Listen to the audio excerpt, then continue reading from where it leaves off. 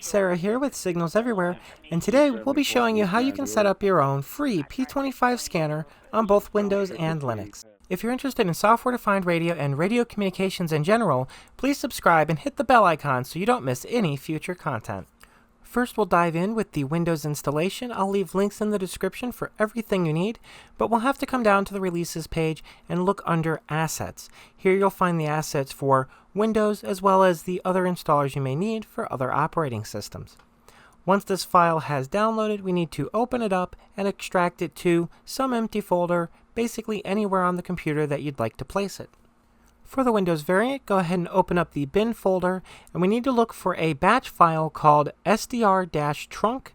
Go ahead and run that application. Under Windows, we'll have to click More Info here and press the Run Anyway button, just in case we get the Windows Defender pop-up, and then wait for our software to load. Please note you want to have your rtl-sdr plugged in before you start this process, and note that in Windows you can do this with just one SDR. However, under Linux it does require two to work properly.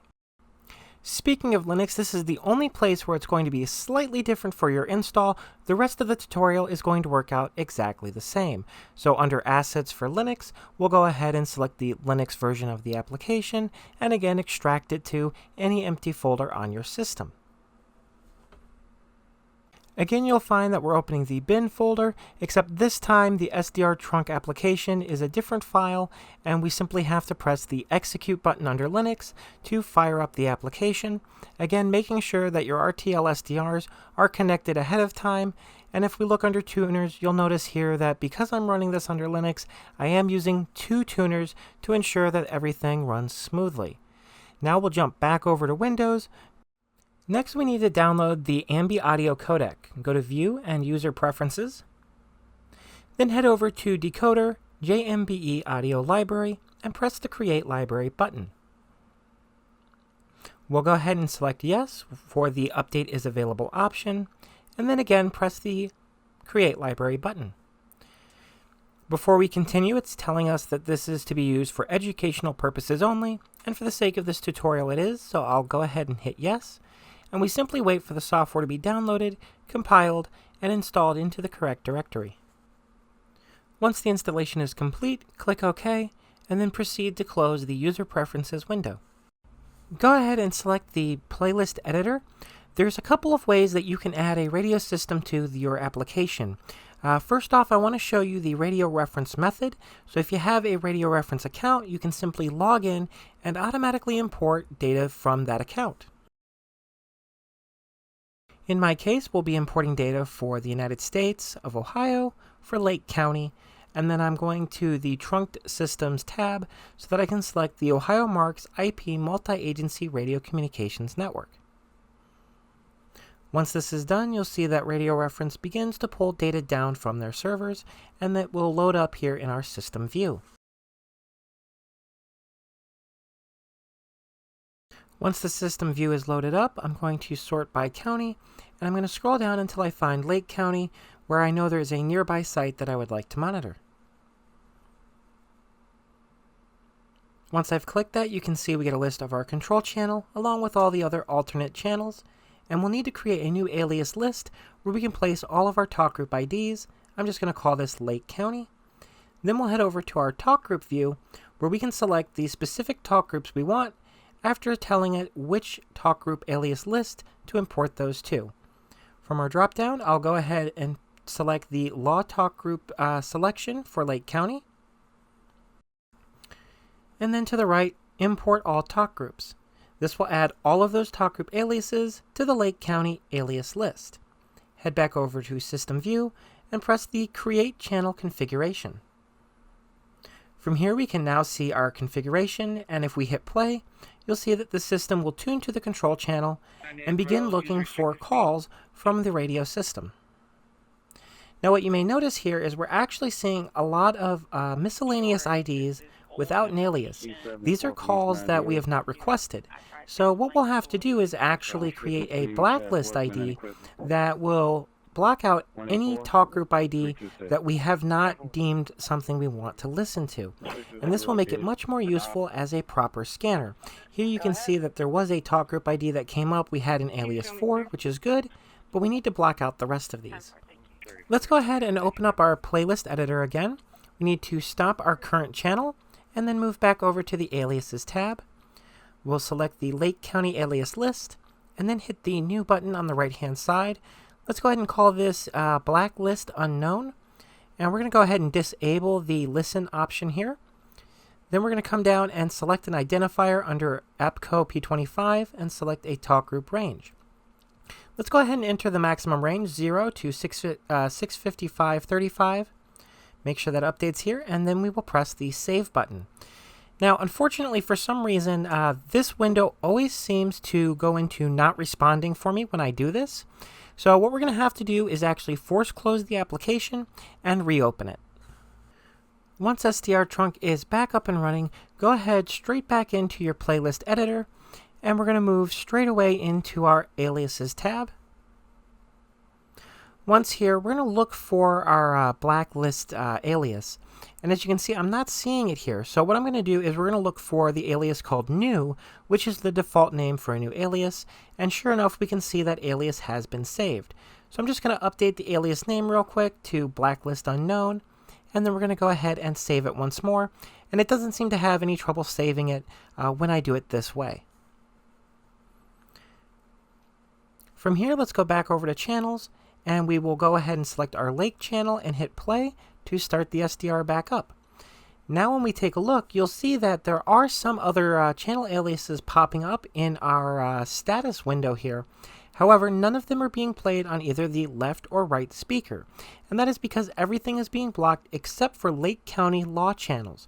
So you can see here we have some aliases I'm pointing to that are showing up as Blacklist Unknown. This makes it so much simpler to have something that will only play audio for channels you actually want to hear, as you can see with channel 43 over here to the left. What we have here at this point is a pretty simple functional P25 scanner. Now currently we're only listening with one software-defined radio, and unfortunately with an RTL's bandwidth we end up hopping away from our control channel, which means it's possible that we could miss some calls. So let's close the software out. I'm going to connect a second software-defined radio and show you how much better we get as far as our results. Now that the software is opening back up, it's going to use both of these SDRs in tandem to give us a better control of the system. Now, however, even though we have these two here, we can fine-tune things a little bit more. Let's go ahead back into our editor. Once that opens up, head over to the Channel tab and select our Lake system, and you can see we have the option to select a preferred tuner. What this means is we can have one tuner set up specifically to listen to our control channel. So we have one tuner that will always listen to the control channel of the system to ensure that we are always getting a constant stream of data in order to feed the second tuner, which will hop around to the various system calls. These can work together to ensure that we're able to receive as much information as possible and prevent us from running into situations where we're missing important calls. Being able to import things out of radio reference is amazingly handy, but unfortunately it does require a subscription. So let me show you how to do this manually. Open your playlist editor and then go ahead and select New. We're going to go to Phase 1 for my system. It's a Phase 1 system. And we're going to go ahead and give it a system name. In my case, it's going to be the Marks IP system. The site, we're going to use Lake County. And then for the name, we're just going to call it Control, because this is where I'm going to put my control channel. Go ahead and use our existing Lake County alias list. And then we need to enter the frequency that's going to be our source. In this case, the control channel for the system. So I'm here on radio reference, and we're just going to go ahead and look at the Marks IP system here for Lake County. And you can see in red, we have our primary control channel frequency. Now we can import more than one of these, but because mine doesn't hop around, we're just going to add a single control channel frequency in this case. Once I've done that, I'm going to go ahead and save this set. Now let's go ahead and select our new system, and we'll hit the play button just so I can show you that the software does go ahead and lock onto our control channel frequency and begins to play back audio for our given system. Now that we can see that's functioning, let's go ahead over to our aliases tab. You can see that I still have our blacklist in here, and we can leave that as is. From here, let's go ahead and manually add our own talk group. We're going to go back over to the radio reference website, and I'm going to look up the Lake County Sheriff's Office. And you can see we have a couple of different identifiers here. All the way to the left, we have the decimal ID for this talk group. So I'm going to go ahead and copy the decimal talk group ID. We're going to go back over to our application and press the new button here.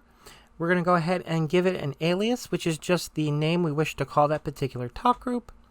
Make sure the listen option's turned on. Add an identifier, P25, and it is a talk group. We'll paste in the talk group ID and then press the save button. We now have a new talk group added to our system.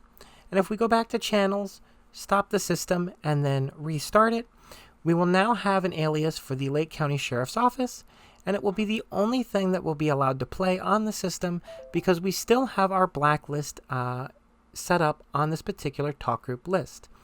Now you do see on the right hand side we have the jail channel that's showing up. There is a glitch in the software where sometimes that doesn't clear until something new pops up, so nothing to be concerned about. And here on the left you can see there is our Lake County Sheriff's Office alias showing up. So everything is working just as it should. Let's go ahead and add another one. We'll do the Madison Township Police. Heading back over here, we'll hit stop, go back to aliases, hit the new button again. And just as we did before, we'll give it an alias name. We'll ensure that listen is turned on. And then again, keeping in mind that this is a phase 1 system, we go to P25 and select talk group, and then enter our decimal talk group ID and save it to our talk group list. Now we just go back to channel, hit the play button again, and once again we have our new list loaded into the system, and it will only listen to the 2 talk groups that we have manually entered into our talk group list. And there you have it. It's a little complicated at first, but honestly it's pretty simple. It's free software, and I mean, hey, it works on Windows, it works on Linux, and apparently it even works on Mac OS X, so you can't really beat it. Again, if you guys liked today's video and you'd like to see more content like it, be sure to hit the like and subscribe button, and let me know down in the comments if you want to see more videos regarding this software. I have barely touched the tip of the iceberg on what we can do with it, and I would love to see if you guys are interested in doing more. Definitely a lot more we can cover.